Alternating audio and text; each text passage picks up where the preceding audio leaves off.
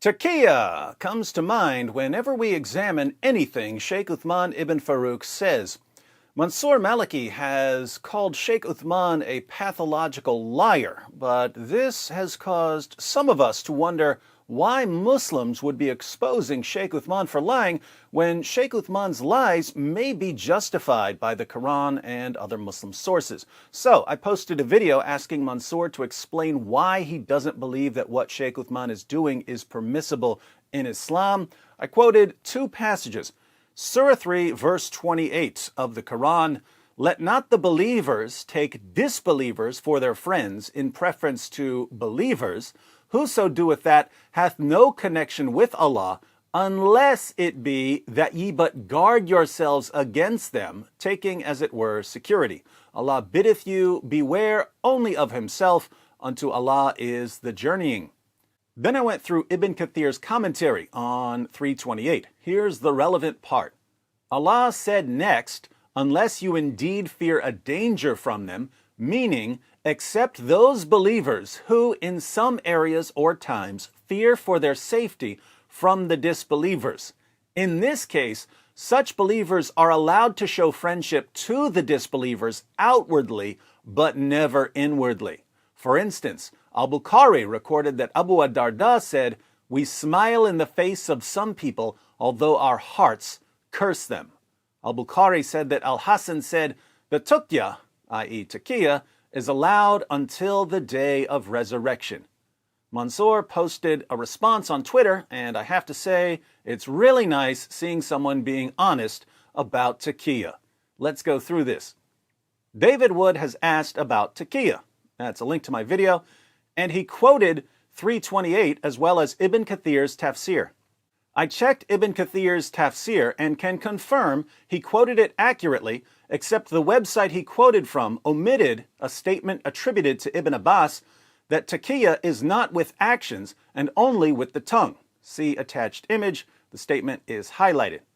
That's interesting. The English translation of Ibn Kathir is abridged. For some reason, they omitted that part. Here's the Arabic for anyone who wants to check it out. There are a few things to point out. Manifesting friendship by action, for example, smiling in people's faces and so forth, is not Taqiyya according to the statement of Ibn Abbas, as Taqiyya is only with speech. Having said that, if someone was fearful of the kuffar, it would be allowed for him to say he's their friend if that can protect him. But if he gave a promise, he would have to fulfill it. This form of faking supportive friendship with the kuffar is only permissible when one fears them. However, such fear doesn't exist for an American citizen, as the terms of citizenship do not require him to be friends with kuffar. As such, this ayah can't even be used in a Western context, unless you're dealing with the mafia or the like, in which case, sure, pretend to be their friend to keep their evil away from you. I think this is where we're seeing things a little differently. Mansour says, well, you don't have to be friends with the kuffar in the West, so there's no need for Taqiyya. Whereas I'm thinking that if people like Sheikh Uthman were honest about their plans to subjugate and enslave non-Muslims, non-Muslims would be more hostile towards Islam. So if Sheikh Uthman fears hostility, it seems like he could lie about his views. Basically, Mansour is saying that Taqiyya applies in very specific situations and that Sheikh Uthman isn't in those situations. I'm saying that it looks like it could apply to Sheikh Uthman's situation depending on how flexible we are with our interpretations.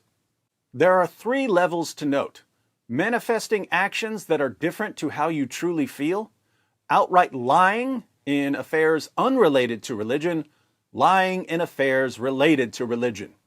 As for the first two, everyone can conceive of situations in which they are acceptable, and I don't think anyone would blame a Muslim man for telling his wife she's beautiful when really she isn't, nor for talking politely to someone one hates to avoid the foulness of their character.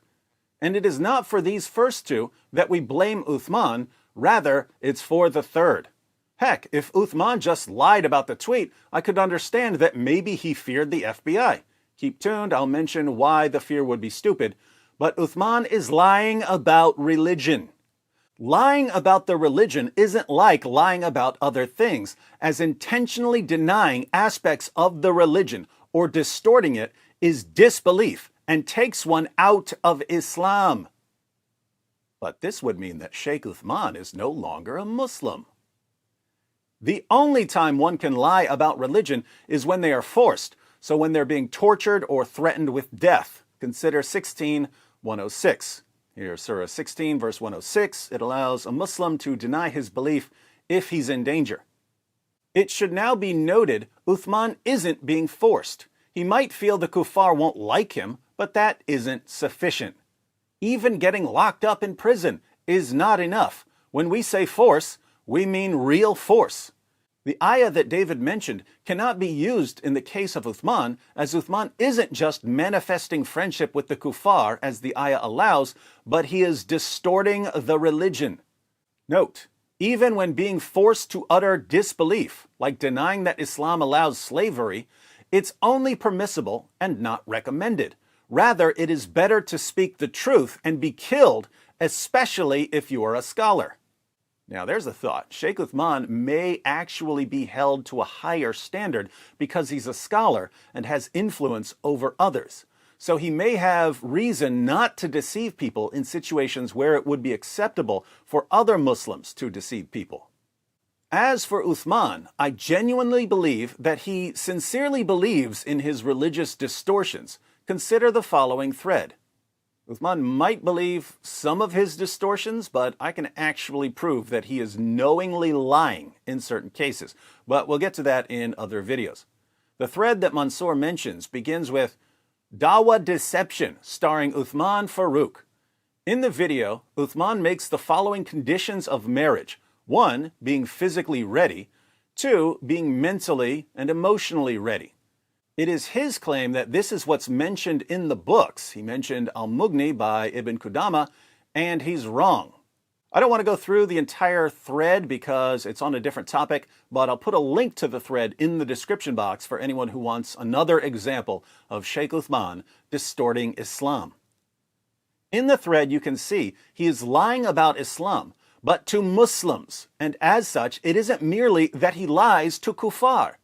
Thus, the reason I dislike him so much is because he is misguiding Muslims. And of course, I hate that anyone commit disbelief by lying about the religion. This isn't the case of him just lying about making one tweet. It is the case of him systematically tearing apart the religion along with the rest of the dishonest Dawah people. No Muslim in America has any excuse to lie about Islam. Merely saying that Islam teaches offensive war is not a crime. Rather, it's protected under the First Amendment. Believing in the commands of Islam is not a crime. Rather, it's protected by the First Amendment. What would get you in serious trouble is if you were inciting people to act on those beliefs, and incitement is very hard to prove. Perhaps Uthman has a militia that is planning to enslave American girls. Wouldn't surprise me, in which case him lying about the tweet makes sense. Otherwise, it doesn't make sense.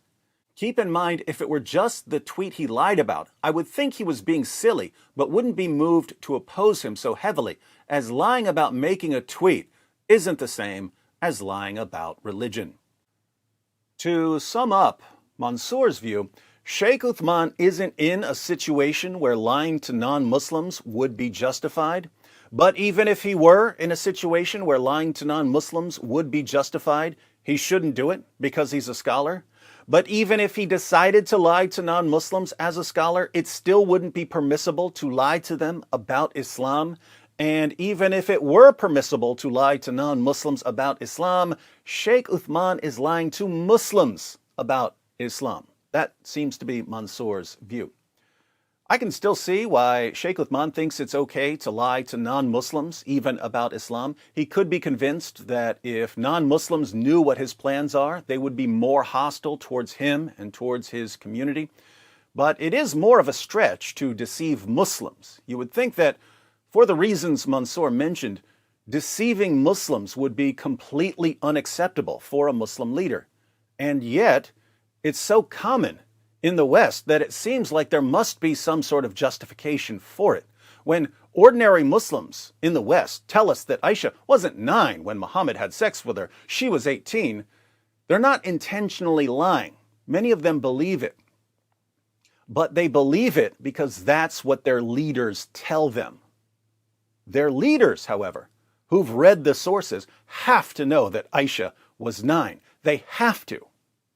So they know that they're lying to Muslims when they tell their followers that Aisha was 18. This happens all the time with all kinds of moral issues, and especially with things like jihad and slavery and sex slavery.